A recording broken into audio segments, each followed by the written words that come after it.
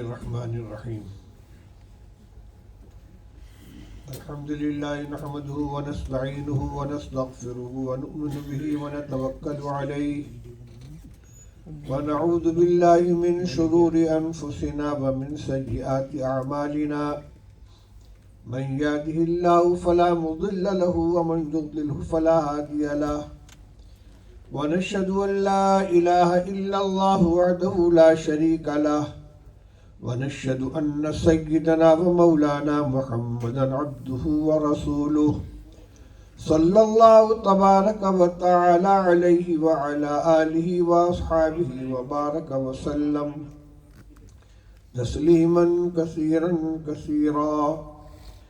أما بعد، فعن أبي ذر رضي الله تعالى عنه قال: امرنی رسول اللہ صلی اللہ علیہ وسلم بسبع، امرنی بحب المساکین والدنو منہم، وامرنی بصلة الرحم وإن ادبرت، وامرنی ان انظر الى من هو دونی ولا انظر الى من هو فوقی، وامرنی ان لا اسأل احدا شیئا، وامرنی ان اقول بالحق وإن كان مرا، وأمرني أن لا أخاف في الله لومة لائم، وأمرني أن أكثر من قول لا حول ولا قوة إلا بالله، فإنهن من كنز تحت الجنة، أو كما قال رسول الله صلى الله عليه وسلم.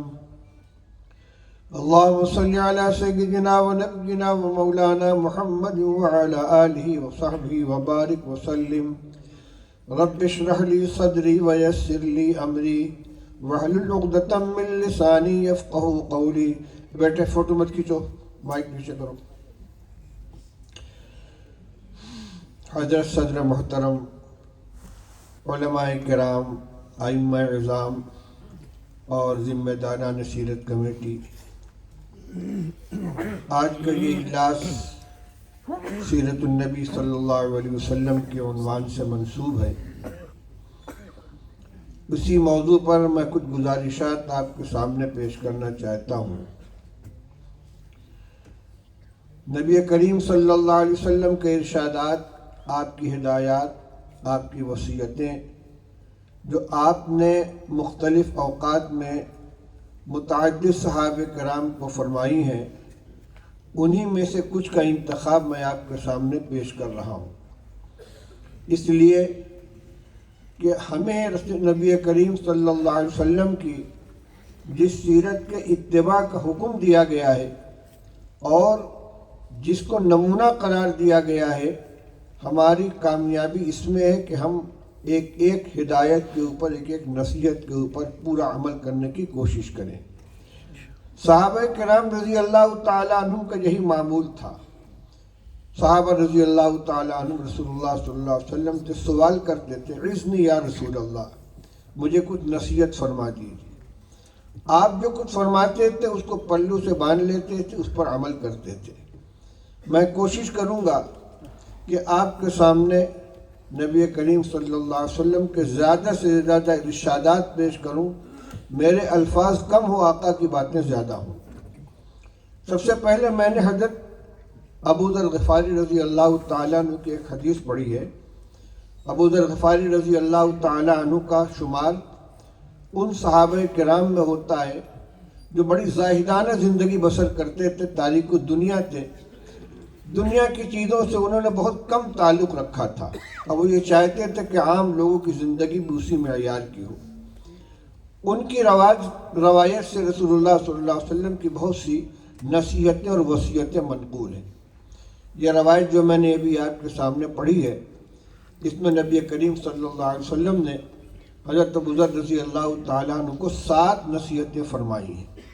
میں گزارش کروں گا کہ آپ نمبر وار ان کو ذہن نشین کریں، اس لیے کہ ہماری کامیابی صرف سیرت کے پروگرام کو سن لینے اور اس میں شرکت کرنے پر موقوف نہیں ہے، بلکہ آقا کی ہدایات اور نصیحتوں پر عمل کرنے میں ہے.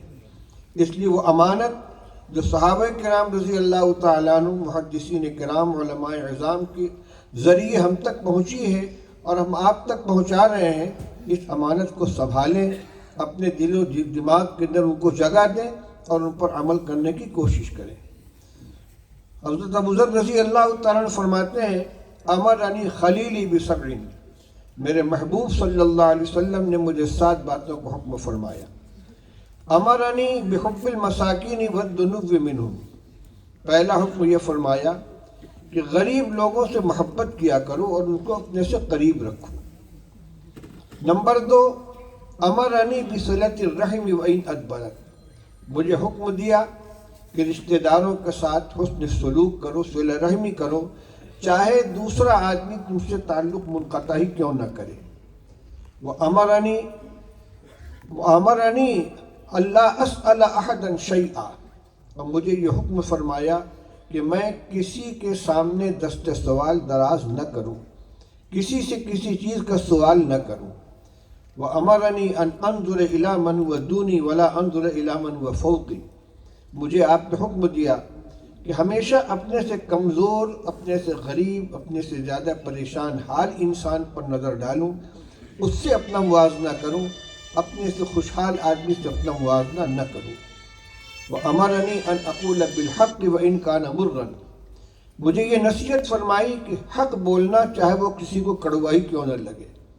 وَأَمَرَنِي أَلَّا أَخَافَ فِي اللَّهِ لَوْمَةَ لَائِمٍ، اور مجھے حکم فرمایا کہ میں اللہ کے دین پر عمل کرنے میں کسی ملامت کرنے والے کی ملامت کی پرواہ نہ کروں۔ وَأَمَرَنِي أَنْ أُكْثِرَ مِنْ قَوْلِ لَا حَوْلَ وَلَا قُوَّةَ إِلَّا بِاللَّهِ، اور مجھے یہ حکم دیا کہ میں کثرت سے لا حول ولا قوت الا باللہ کا ورد کیا کروں، کیونکہ جنت کے خزانوں میں سے ایک خزانہ ہے۔ یہ 7 نصیحتیں ہمارے سامنے آئیں، میں مختصراً ان میں سے ہر ایک کی تشریح کروں گا آپ کے سامنے۔ سب سے پہلی نصیحت ہے امرنی بحب المساکین والدنو منہم، آپ نے مجھے حکم فرمایا کہ غریبوں سے محبت کرو اور ان کو اپنے سے قریب رکھو۔ ایک ہے کسی غریب کے حال پہ ترس کھا کر اس کی کوئی امداد کر دینا، اس کے ساتھ ہمدردی جتلا دینا، اس کا تعلق ہمارے ظاہری عمل سے ہے۔ نبی کریم صلی اللہ علیہ وسلم ہمیں یہ حکم فرماتے ہیں کہ غریبوں سے محبت کرو، ان کو اپنا محبوب بناؤ اور ان کو اپنے سے قریب رکھو، اور یہی طریقہ تھا نبی کریم صلی اللہ علیہ وسلم کا۔ آپ نے ارشاد فرمایا ابغونی فی ضعفائکم، مجھے تلاش کرنا ہو تو غریبوں میں تلاش کرو۔ آپ ملتے تھے کس کی جھرمٹ میں؟ بلال حبشی ہیں، صہیب رومی ہیں، سلمان فارسی ہیں، مقداد ابن اسود ہیں، ابو ذر غفاری ہیں، ان حضرات کے مجمع میں نبی کریم صلی اللہ علیہ وسلم کی ملاقات ہوتی تھی، آپ وہاں بیٹھتے تھے۔ تو آپ فرماتے ہیں کہ مجھ کو تلاش کرو تو کمزوروں کے مجمع کے اندر تلاش کرو، اور یاد رکھیے کہ دین کی جو قدر اور دین کی جو محبت غربا مساکین کے دل میں ہوتی ہے، اور جتنا تیزی کے ساتھ حق کو قبول کرتے ہیں، یہ چیز خوشحال لوگوں میں کم ہوتی ہے۔ چنانچہ روایات سے معلوم ہوتا ہے نبی کریم صلی اللہ علیہ وسلم نے صلح حدیبیہ کے بعد جب شاہان عالم کے نام دعوتی خطوط ارسال فرمائے ہیں، اس میں آپ نے ایک خط روم کے بادشاہ ہرقل کے پاس بھی بھیجا تھا۔ جب وہ خط پہنچا ہے ہرقل کے پاس تو اس نے یہ کہا کہ پہلے ان صاحب کا کوئی قریبی رشتہ دار، ان کے قوم کا کوئی فرد ملے تو اس کو بلاؤ، تاکہ پہلے ان کے حالات کے بارے میں معلومات کی جائیں کہ ان کا خط اس لائق بھی ہے کہ اس کو پڑھا جائے یا نظر انداز کر دیا جائے۔ اس زمانے میں حضرت ابو سفیان رضی اللہ تعالیٰ عنہ جو ابھی مسلمان نہیں ہوئے تھے اور صلح حدیبیہ کی وجہ سے آمد و رفت کا راستہ آسان ہو گیا تھا، ایک تجارتی قافلے کے ساتھ ملک شام گئے ہوئے تھے۔ تلاش کرنے والوں نے ان کو پیش کیا ہرقل کے دربار میں، اس نے ان سے 10 سوالات کیے ہیں۔ بخاری شریف کی کتاب الوحی میں وہ سارے سوالات اور اس پر ابو سفیان کے جوابات، اور پھر ہر سوال اور جواب پر ہرقل کا تبصرہ تفصیل کے ساتھ دیا ہوا ہے۔ ان 10 سوالات میں ایک سوال یہ بھی تھا کہ یہ بتلاؤ کہ ان کی پیروی کرنے والے کون لوگ ہیں، بڑے لوگ ہیں یا کمزور لوگ ہیں؟ تو ابو سفیان نے جواب دیا تھا کہ نہیں، کمزور لوگ ہیں، وہی تو اس پر ہرقل نے تبصرہ کیا تھا کہ کمزور ہی لوگ انبیاء علیہ السلام کی پہلے اطاعت کرتے ہیں، ان کی پیروی کرتے ہیں۔ قرآن پاک میں حضرت نوح علیہ السلام کی قوم کا تذکرہ ہے کہ قوم کے لوگوں نے یہ اعتراض کیا تھا، ما نراک اتبعک الا الذین هم اراذلونا بادی الرأی، ہم آپ کے قریب کیسے آئیں؟ آپ کے ارد گرد جو لوگ نظر آ رہے ہیں یہ تو ہمارے سماج کے پچھڑے ہوئے لوگ ہیں، کمزور لوگ ہیں، غریب لوگ ہیں، پست لوگ ہیں۔ انہوں نے کہا کہ ہم ان کو ہٹا نہیں سکتے، اگر ان کو ہم ہٹائیں گے اللہ کے عذاب سے ہمیں خوف معلوم ہوتا ہے۔ تو نبی کریم صلی اللہ علیہ وسلم نے فرمایا کہ غریبوں سے محبت کرو، ان کو اپنے سے قریب کرو۔ یہ ہدایت نبی کریم صلی اللہ علیہ وسلم نے اگرچہ حضرت ابو ذر غفاری رضی اللہ تعالیٰ عنہ کو دی ہے، لیکن ہم سب اس کے مخاطب ہیں۔ آج ہم اپنے حالات کا جائزہ لیں۔ ایک جیسے ہمارے رشتہ دار ہیں، ایک تاجر ہے خوشحال ہے اور ایک غریب ہے۔ ہم اپنے معاملات کا، اپنے عمل کا جائزہ لیں، کیا دونوں کے ساتھ ہمارا معاملہ یکساں ہے؟ ایک غریب بھائی ہے، ایک خوشحال بھائی ہے۔ اسی طرح دوسرے رشتہ داروں میں دیکھ لیں، ایک کی حالت اچھی ہے، تاجر ہے، خوشحال ہے، پیسے والا ہے، اور ایک کمزور ہے، غریب ہے۔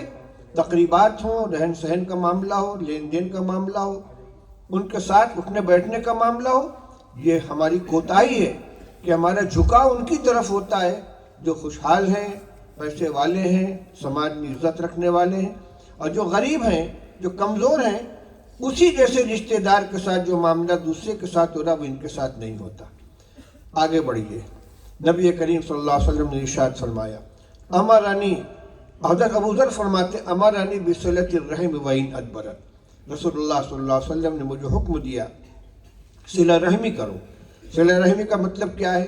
جن لوگوں کے ساتھ ہمارا خون کا رشتہ ہے، چاہے دادی حالی ہو چاہے نانی حالی ہو، رشتے کی بنیاد پر ان کے ساتھ حسن سلوک کرنا، یہ اسلامی تعلیمات کی خاص چیز ہے۔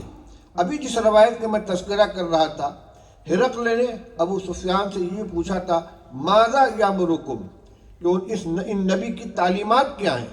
انہوں نے جو تعلیمات بیان کی ہیں اس میں سب سے پہلا نمبر یہی تھا، یأمر بصلۃ الرحم، وہ صلہ رحمی کا حکم دیتے ہیں۔ یہ نبی کریم صلی اللہ علیہ وسلم کی تعلیمات کا بڑا اہم حصہ تھا، اور آپ نے فرمایا کہ صلہ رحمی کرو وإن ادبرت، یہ نہ دیکھو کہ میرے ساتھ ہمارا رشتہ دار کیسا معاملہ کر رہا ہے، تم اپنی ذمہ داری کو نبھاؤ، اس کی ذمہ داری اس کے اوپر ہے، تمہارا سلوک اس کے ساتھ صلہ رحمی کا ہونا چاہیے، اگر وہ قطع رحمی کرے تب بھی تم کو صلہ رحمی کرنی ہے۔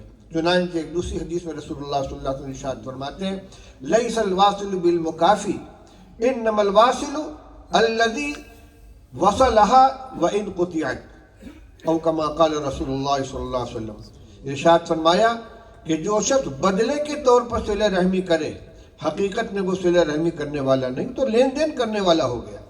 لیس الواصل بالمکافی، بدلے کے طور پر صلہ رحمی کرنے والا حقیقت میں صلہ رحمی کرنے والا نہیں ہے، ولکن الواصل الذی اذا قطعت رحمہ وصلها، حقیقی صلہ رحمی کرنے والا وہ ہے کہ جب اس کے ساتھ قطع رحمی کا معاملہ کیا جائے تو وہ صلہ رحمی کرے۔ انہوں نے پاکستان کے شاعر تھے احمد فراز، وہ کہتے ہیں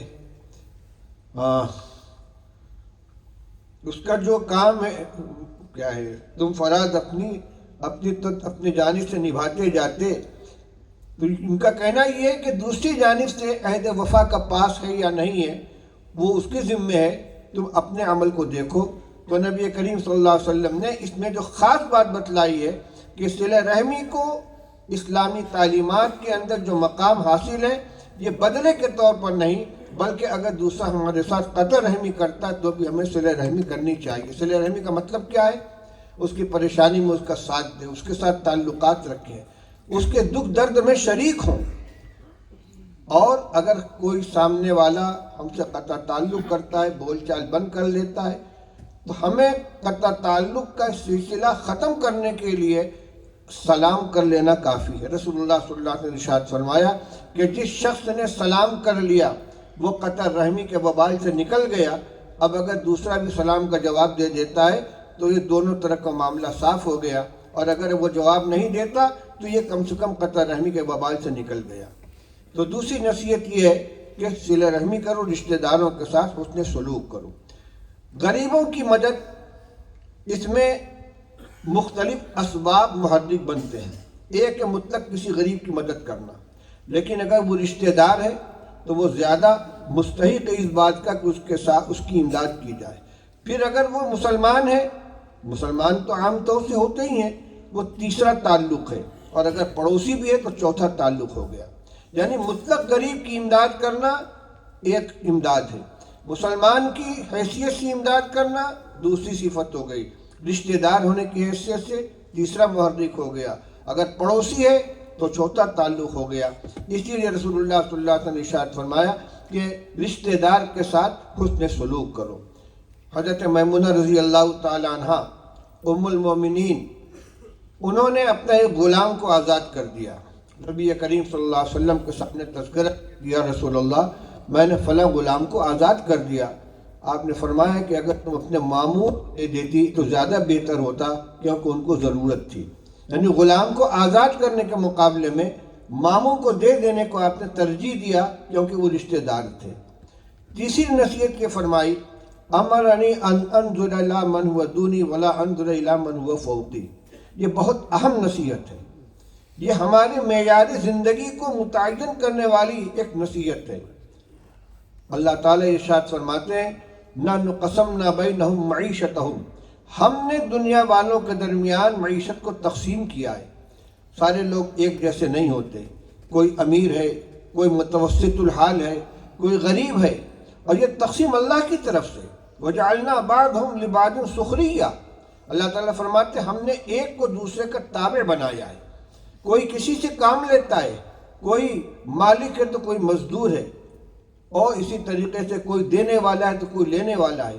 اگر سارے کے سارے لوگ ایک معیار کے ہوتے، سب کے سب خوشحال ہوتے، تو کوئی مزدور نہ ملتا، کوئی خادم نہ ملتا۔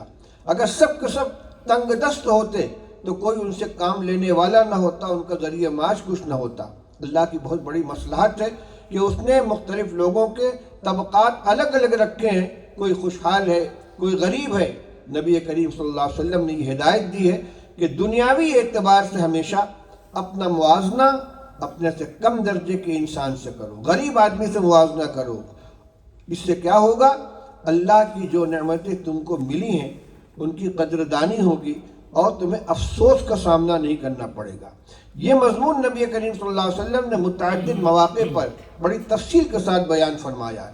ایک روایت ہے جس کے راوی حضرت عبداللہ ابن عمرو ابن عاص رضی اللہ تعالیٰ فرماتے ہیں کہ نبی کریم صلی اللہ علیہ وسلم نے ارشاد فرمایا، خصلتان من کانتا فی کتبہ اللہ شاکرا صابرا، دو صفتیں ایسی ہیں کہ جس شخص کے اندر یہ دونوں صفتیں پائی جائیں، اللہ تعالیٰ کے ہاں اس کا نام شاکر اور صابر بندوں میں لکھ لیا جاتا ہے۔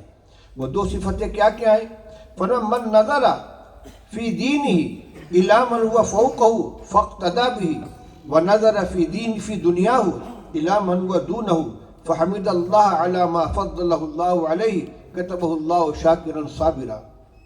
فرمایا کہ جو شخص دین کے اعتبار سے اپنے سے اونچے انسان کو دیکھے، پھر اس کی اقتدا کرے، پیروی کرے، آگے بڑھنے کی کوشش کرے، اس جیسا بننے کی کوشش کرے، اور دنیا کی چیزوں میں اپنے سے کمزور انسان کو دیکھے، اس سے اپنا موازنہ اور مقابلہ کرے، پھر اللہ کا شکر ادا کرے کہ اللہ نے مجھ کو اس سے بہتر بنایا ہے۔ فرمایا ایسے بندے کا نام اللہ کے یہاں شاکر اور صابر بندوں میں لکھ لیا جاتا ہے۔ وَمَن نَظَرَ فِي دِينِهِ إِلَى مَنْ هُوَ دُونَهُ وَنَظَرَ فِي دُنْيَاهُ إِلَى مَنْ هُوَ فَوْقَهُ فَأَسِفَ عَلَى مَا فَاتَهُ مِنْهَا لَمْ يَكْتُبْ اللَّهُ شَاكِرًا وَلَا صَابِرًا۔ جو آدمی دین کے معاملے میں اپنے سے کم درجے کے انسان کو دیکھتا ہے، اور دنیا کے سلسلے میں اپنے سے اونچے انسان کو دیکھتا ہے، اور پھر اس کے پاس جو چیز نہیں ہے اس پر اس کو افسوس ہوتا ہے، اللہ تعالیٰ نے اس کو شاکر لکھتے ہیں نہ صابر لکھتے ہیں۔ وہ ناشکرہ اور بے صبر ہے، اور پہلا صبر کرنے والا شکر کرنے والا ہے۔ کیوں؟ اس لیے کہ جب آدمی اپنے سے پست انسان کی طرف دیکھے گا تو اپنے پاس کچھ وہ نعمتیں پائے گا جو دوسرے کے پاس نہیں ہیں، اس پر اس کی زبان سے اور دل سے شکر کا کلمہ نکلے گا۔ اور جو اپنے سے خوشحال آدمی کو دیکھے گا تو اس کو بعض وہ چیزیں نظر آئیں گی جو دوسرے کے پاس اپنے پاس نہیں ہیں، تو دل کے اندر ناشکری پیدا ہوگی، بے صبری پیدا ہوگی۔ تو یہ ہمیں ہمیشہ یہ معیار بنانا چاہیے۔ قناعت پسندی دین کے اندر نہیں ہے، ہمیشہ آگے بڑھنے کی کوشش کرنی چاہیے، جہاں تک اللہ تعالیٰ پہنچا دیں اس سے آگے بڑھنے کی کوشش کریں۔ لیکن دنیا کے سلسلے میں، معاش کے سلسلے میں، معیار زندگی کے سلسلے میں اللہ تعالیٰ نے جس حال کے اندر رکھا ہے وہ پر قناعت اختیار کریں، اور اگر کبھی احساس پیدا ہو تو اپنے سے کمزور انسان سے اپنا موازنہ کریں۔ اس سے ہوتا کیا ہے، وہ جو تکلیف کا احساس ختم ہو جاتا ہے۔ شیخ سعدی رحمۃ اللہ علیہ نے گلستہ میں واقعہ لکھا ہے کہ ایک زمانہ ایسا آیا کہ غربت و افلاس کی وجہ سے میرے پاس جوتے نہیں تھے، میں ننگے پیر چلتا تھا، اور جب میں جوتا پہننے والوں کو دیکھتا تو مجھے تکلیف ہوتی تھی۔ اتفاق سے ایک دن ایک ایسے شخص کے اوپر میری نظر پڑ گئی جس کا پیر کٹا ہوا تھا اور وہ زمین پہ گھسٹ کے چل رہا تھا۔ تو فوراً میں نے کہا یا اللہ تیرا شکر ہے تو نے مجھے پیر عطا فرمایا ہے۔ جب تک دیکھ رہے تھے جوتا پہننے والوں کو تو اپنے پا برہنہ ہونے پر تکلیف کا احساس تھا، اور جب پا بریدہ کو دیکھا جس کا پیر کٹا ہوا ہے تو سمجھ میں آیا کہ اللہ نے مجھ کو 2 پیر عطا فرمائی۔ اللہ کی کتنی بڑی نعمت ہے۔ مثال کے طور پر ایک شخص کی ایک آنکھ کی روشنی غائب ہو گئی ہے، وہ 2 آنکھ والوں سے موازنہ کرے گا تو یقیناً تکلیف کا احساس ہوگا، لیکن جو مکمل اندھا ہے جس کی دونوں آنکھ کی بینائی چلی گئی اس کے مقابلے میں تو بہرحال اچھا ہے۔ اس لیے یہ نصیحت بڑی اہم ہے۔ آپ نے خاص طور سے فرمایا کہ مجھے حکم دیا کہ ہمیشہ اپنے سے کمزور انسان سے اپنا موازنہ کروں، اپنے سے خوشحال آدمی سے موازنہ نہ کروں۔ نمبر 4، امرنی اللہ اسأل احدا شیئا، آپ نے مجھے حکم دیا کہ میں کسی سے کوئی سوال نہ کروں۔ عربی کا جملہ السؤال ذل، سوال ذلیل کرنے والی چیز ہے، ذلت کی چیز ہے، سوال سے حتی الامکان بچنا چاہیے۔ ایک صاحب نبی کریم صلی اللہ علیہ وسلم کی خدمت میں حاضر ہوئے، آپ سے کچھ سوال کیا۔ آپ نے فرمایا تمہارے پاس گھر میں کچھ ہے؟ کہ لکڑی کا ایک پیالہ ہے اور ٹاٹ ہے۔ فرمایا لے آؤ، منگوایا اس کو۔ اس کے بعد فرمایا اسے کون خریدے گا؟ ایک صاحب نے کہا میں دونوں 1 درہم میں خریدوں گا۔ فرمایا اور بڑھا کر کون لے گا؟ ایک صاحب نے کہا میں 2 درہم میں لوں گا۔ فرمایا لے جاؤ۔ 2 درہم میں اس کو نیلام کر دیا۔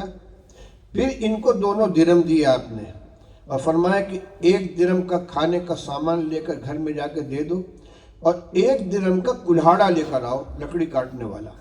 چنانچہ ہے کلہاڑا لے کر آ گئے۔ آپ نے اپنے دست مبارک سے اس میں لکڑی ٹھونک دی اور فرمایا کہ جنگل میں جاؤ، لکڑیاں کاٹو اور بازار میں لا کے فروخت کرو، اور اتنے دن تک تمہاری شکل میں نہ دیکھوں۔ چنانچہ وہ غالباً ہفتے بھر کی میعاد تھی۔ اس کے بعد وہ آئے، آپ نے فرمایا کیا حال ہے؟ کہا الحمدللہ بہت اچھا حال ہے۔ فرمایا یہ زیادہ بہتر ہے یا وہ زیادہ بہتر تھا کہ تم دوسرے کے سامنے ہاتھ پھیلاؤ، وہ دے یا نہ دے؟ سوال کے بعد ملنا بھی ضروری نہیں ہے، لیکن سوال کرنے کی ذلت تو بہرحال حاصل ہو گئی۔ اس لیے آپ فرماتے ہیں حکم دیا کہ کسی سے کوئی سوال مت کرو۔ حضرت حکیم بن حزام رضی اللہ تعالیٰ عنہ ایک صحابی ہیں، حضرت خدیجہ کبریٰ رضی اللہ تعالیٰ عنہ کے قریبی رشتہ دار تھے۔ وہ آئے ہیں رسول اللہ صلی اللہ علیہ وسلم خدمت میں، کہتے یا رسول اللہ مجھے کچھ عطا فرما دیجئے۔ آپ نے کچھ دے دیا۔ دوبارہ آئے، سوال کیا، آپ نے پھر دے دیا۔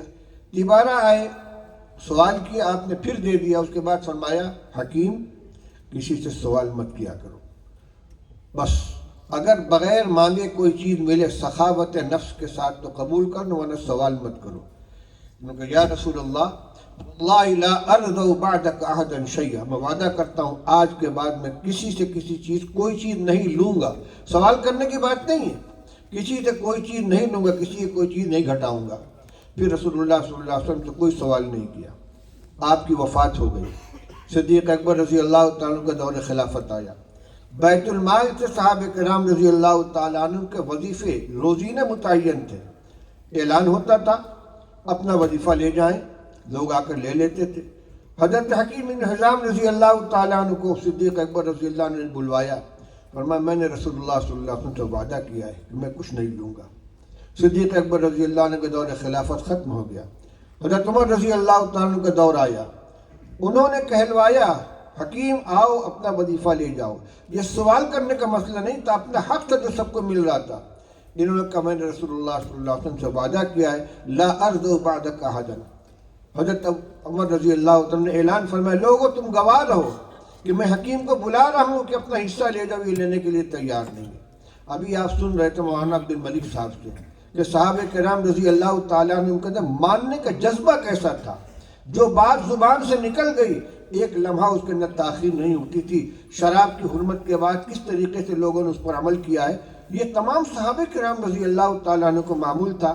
جو حکم دے دیا رسول اللہ صلی اللہ علیہ وسلم نے، چاہے خصوصی طور پر کسی کو مخاطب فرمایا ہو، جو عمومی حکم دیا ہو، تمام کے تمام لوگ اس کے اوپر عمل کرتے تھے۔ چنانچہ حکیم بن حزام رضی اللہ تعالیٰ عنہ پھر کبھی کسی سے سوال نہیں کیا۔ حضرت عبداللہ ابن عباس رضی اللہ تعالیٰ عنہ رسول اللہ صلی اللہ علیہ وسلم کے چچا زاد بھائی ہیں اور بہت محبوب تھے آپ کو۔ ایک مرتبہ رسول اللہ صلی اللہ علیہ وسلم کہیں تشریف لے جا رہے تھے، آپ کی سواری پر آپ کے پیچھے عبداللہ ابن عباس رضی اللہ تعالیٰ عنہ بیٹھے ہوئے ہیں، جس کو ردیف کہتے ہیں۔ آپ نے فرمایا یا غلام، لڑکے، ان کا لبیک یا رسول اللہ۔ فرمایا یا غلام احفظ اللہ یحفظک، احفظ اللہ تجد تجاہک، وَإِذَا سَأَلْتَ فَاسْأَلِ اللَّهَ وَإِذَا اسْتَعَنْتَ فَاسْتَعِنْ بِاللَّهِ وَاعْلَمْ أَنَّ الْأُمَّةَ لَوِ اجْتَمَعَتْ عَلَىٰ أَن يَنفَعُوكَ بِشَيْءٍ لَا يَنفَعُوكَ إِلَّا بِشَيْءٍ قَدْ كَتَبَهُ اللَّهُ لَكَ وَلَئِنِ اجْتَمَعَتْ عَلَىٰ أَن يَضُرُّوكَ بِشَيْءٍ لَا يَضُرُّوكَ إِلَّا بِشَيْءٍ قَدْ كَتَبَهُ اللَّهُ عَلَيْكَ رُفِعَتِ الْأَقْلَامُ وَجُفَّتِ الصُّحُفُ أو كما قال رسول اللہ صلی اللہ علیہ وسلم۔ فرمایا بیٹے، اللہ کے حکم کی حفاظت کرو، اللہ تمہاری حفاظت کرے گا۔ اللہ کے احکام کی حفاظت کرو، یعنی پورے طور سے پر عمل کرو، کوئی حکم ٹوٹنے نہ دو، اللہ تمہاری حفاظت کرے گا۔ احفظ اللہ تجد تجاہک، اللہ کے احکام کی حفاظت کرو، اللہ کو اپنے سامنے موجود پاؤ گے، اس کی مدد کھلی آنکھوں تم کو نظر آئے گی۔ وَإِذَا سَأَلْتَ فَاسْأَلِ اللَّهَ، کوئی چیز مانگنی ہو، سوال کرنا ہو تو صرف اللہ سے مانگو۔ وَإِذَا اسْتَعَنْتَ فَاسْتَعِنْ بِاللَّهِ، مدد مانگنی ہو تو اللہ سے مدد مانگو۔ اس کے بعد فرمایا یہ جان لو کہ اگر ساری دنیا مل کر تم کو کوئی نفع پہنچانا چاہے تو اس سے ذرہ برابر زیادہ نفع نہیں پہنچا سکتی جتنا اللہ نے تمہارے مقدر میں لکھ دیا ہے، اور اگر ساری دنیا مل کر تم کو کوئی نقصان پہنچانا چاہے اس سے ذرہ برابر زیادہ نقصان نہیں پہنچا سکتی جتنا اللہ نے تمہارے مقدر میں لکھ لیا ہے۔ رفعت الاقلام وجفت الصحف، تقدیر لکھ کر قلم اٹھا لیا گیا اور کاغذ خشک ہو چکا، اس میں کوئی تبدیلی نہیں ہوگی۔ اس نے بھی رسول اللہ صلی اللہ علیہ وسلم نے خاص طور سے ہدایت دیدہ سالتا فصل اللہ۔ آپ فرماتے ہیں کہ اگر تمہارے جوتے کا تسمہ ٹوٹ جائے تو اللہ سے مانگو۔ اس کا یہ مطلب نہیں ہے کہ دعا کر کے بیٹھ جاؤ، ذریعہ اختیار کرو لیکن مدد اللہ سے مانگو۔ بیمار ہو ڈاکٹر کے پاس جاؤ، شفا اللہ سے مانگو۔ کاروبار کرنا ہے دکان کرو، خرید فروخت کرو، روزی اللہ سے مانگو۔ ذرائع اختیار کرنے سے منع نہیں کیا کہ دنیاوی، لیکن مانگنا صرف اللہ سے، کسی کے سامنے ہاتھ نہیں پھیلانا ہے۔ تو یہ چوتھی نصیحت ہے رسول اللہ صلی اللہ علیہ وسلم کی کہ کسی سے کسی چیز کا سوال مت کیا کرو۔ اور پانچویں اور چھٹی دو نصیحتیں میں ایک ساتھ ذکر کر رہا ہوں۔ فرمایا کہ امرنی ان اقول بالحق وان کان مرا وامرنی اللہ اخاف فی اللہ لومۃ لائم، مجھے حکم فرمایا کہ میں حق بات کہنے میں کسی ملامت کرنے والے کی ملامت کی پرواہ نہ کروں، اور دین پر عمل کرنے میں فرمایا کہ حق بات کہنے میں کسی سے نہ ڈروں، چاہے وہ کڑوی کیوں نہ لگے، اور دین پر عمل کرنے میں کسی سے نہ ڈروں۔ ان دو نصیحتوں کا حاصل کیا ہوا کہ کام ہمیں صحیح کرنا ہے، بات ہمیں صحیح بولنی ہے، سامنے والے کی آنکھ کا رنگ نہیں دیکھنا ہے کہ اس کی آنکھ کے اندر پسندیدگی کا جلوہ نظر آ رہا ہے یا اس کی آنکھیں سرخ ہو رہی ہیں۔ جو بات صحیح ہے وہ بولیں گے، حق بولیں گے، صحیح بولیں گے، سامنے والے کو راضی کرنے کے لیے غلط بیانی نہیں کریں گے۔ اسی طریقے سے جو کام صحیح ہے وہ کریں گے۔ آج دیکھ لیجئے اصلاح معاشرہ کے جلسے ہوتے ہیں، تقریریں ہوتی ہیں، کمیٹیاں بنتی ہیں، پروگرام چلائے جاتے ہیں، لیکن ہماری تقریبات میں سر سے لے کر پیر تک خرافات بھری ہوئی ہیں۔ شادیوں کی تقریب ہوتی ہے، جہیز لیے جا رہے ہیں، ویڈیو بنایا جا رہا ہے، بے پردگیاں ہو رہی ہیں، فضول خرچی ہو رہی ہے، لمبے لمبے مصارف کیے جا رہے ہیں، حیثیت سے کہیں زیادہ بڑھ کر خرچ کیا جاتا ہے۔ یہ کیا ہے؟ کیوں کر رہے ہیں؟ حیثیت نہیں، لیکن اس کے باوجود اس لیے کر رہے ہیں کہ سماج میں منہ دکھانا ہے، رشتہ داروں کو منہ دکھانا ہے۔ ہم اگر ایسا نہیں کریں گے گھر والے خفا ہو جائیں گے، داماد خفا ہو جائیں گے، بہنوئی خفا ہو جائیں گے۔ اللہ کے رسول صلی اللہ علیہ وسلم فرماتے ہیں جو کام صحیح ہے وہ کرو، اللہ کو راضی رکھنے کی کوشش کرو۔ اللہ کو ناراض کر کے بندوں کو خوش کرنے میں اللہ تعالیٰ تم کو بندوں کے حوالے کر دیں گے۔ یہ روایت ہے مشکاہ شریف کے اندر، رسول اللہ صلی اللہ علیہ وسلم نے ارشاد فرمایا کہ جو شخص لوگوں کو ناراض کر کے اللہ کی رضا حاصل کرنے کی کوشش کرے گا، اللہ تعالیٰ اس کی تمام ضرورتیں پوری فرمائیں گے، ہر پریشانی سے اس کی حفاظت فرمائیں گے۔ وَمَنِ ابْتَغَىٰ رِضَا النَّاسِ بِسَخَطِ اللَّهِ وَكَّلَهُ اللَّهُ إِلَى النَّاسِ، اور جو آدمی اللہ کو ناراض کر کے لوگوں کی خوشیامد کرے گا، لوگوں کی خوشی طلب کرے گا، اللہ اس کو لوگوں کے حوالے کر دیں گے۔ جن کو خوش کرنے کے لیے تم نے میرے حکم کو ٹھکرایا ہے، جاؤ انہی سے تم لو، انہی کے سامنے تمہارا معاملہ انہی کے ہاتھ میں کر دیا گیا۔ یہ بڑا نازک مسئلہ ہے، اور میں اپنے دیندار طبقے کے علماء ائمہ حضرات سے بھی گزارش کرتا ہوں کہ یہ وہ بیماری ہے کہ جس میں صرف دنیا دار نہیں، بڑے بڑے دیندار مبتلا ہیں۔ گھر میں شادیاں ہوتی ہیں، چور دروازے سے جہیز پہنچایا جا رہا ہے، شادی گھر سجایا جا رہا ہے، اپنی طاقت سے زیادہ تقریبات کے اندر خرچ کیا جا رہا ہے۔ یہ اللہ کے رسول صلی اللہ علیہ وسلم فرماتے ہیں صحیح کام کرو، صحیح بات بولو، اور تمہاری بات پر کوئی ناراض ہے کہ خوش ہے اس کی پرواہ مت کرو۔ آخری نصیحت یہ فرمائی پانی کی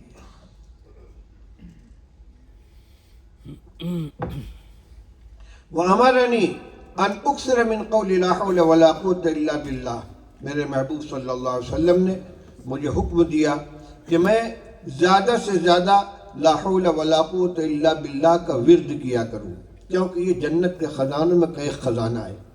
یہ کلمہ ہماری زبان پہ بھی آتا ہے، لیکن عام طور سے کس موقع پر کسی چیز پر نفرت کا اظہار کرنے کے لیے لاحول پڑھتے ہیں، یا شیطان بھگانے کے لیے لاحول پڑھتے ہیں۔ حالانکہ یہ اعلیٰ درجے کا ذکر ہے، کلمہ تمجید، سبحان اللہ والحمد للہ ولا الہ الا اللہ واللہ اکبر ولا حول ولا قوت الا باللہ العلی العظیم، اتنے کے مجموعے کا نام ہے، جس میں 5 طرح کے اذکار ہیں۔ سبحان اللہ تسبیح، والحمد للہ تحمید، لا الہ الا اللہ یہ کیا ہے توحید، اور اللہ اکبر تکبیر، ولا حول ولا قوت الا باللہ حوقلہ۔ یہ جنت کے خزانوں میں کا ایک خزانہ ہے۔ اس کا معنی کیا ہے؟ حول کے معنی پھیرنا، اور قوت کے معنی طاقت۔ تو لا حول ولا قوت الا باللہ العلی العظیم یہ ہمارا عقیدہ ہے۔ اس کا معنی کیا ہے؟ کسی مضرت کو ٹال دینا، کسی نقصان سے بچا لینا، کسی حالت کو دفع کر دینا، یا کسی منفعت کو حاصل کرنا، کسی کامیابی کو سمیٹنا اللہ کی مدد کے بغیر نہیں ہو سکتا۔ لا حول ولا قوت، نہ پھیرنا کسی کے ہاتھ میں ہے، نہ لانے کی طاقت کسی کے ہاتھ میں، صرف اللہ کے ہاتھ میں ہے۔ یہ ہمارا عقیدہ ہے، یہ توحید کی ترجمانی ہے۔ اس لیے آپ نے فرمایا کہ اس کلمے کو زیادہ سے زیادہ پڑھا کرو۔ حضرت ابو موسیٰ اشعری رضی اللہ تعالیٰ فرماتے ہیں کہ نبی کریم صلی اللہ علیہ وسلم کہیں تشریف لے جا رہے تھے، پیچھے پیچھے میں بھی چل رہا تھا، اور میں آہستہ آہستہ یہ کلمہ پڑھ رہا تھا، لا حول ولا قوت الا باللہ، لا حول ولا قوت الا باللہ۔ آپ میری طرف متوجہ ہوئے، فرمایا یا عبداللہ ابن قیس، ان کا نام تھا ابو موسیٰ اشعری کا عبداللہ ابن قیس۔ فرمایا جی حضرت۔ فرمایا میں تم کو جنت کے خزانوں میں سے خزانے کا پتہ نہ بتاؤں؟ تو یا رسول اللہ۔ فرمایا لا حول ولا قوت الا باللہ العلی العظیم جنت کے خزانوں میں سے خزانہ ہے۔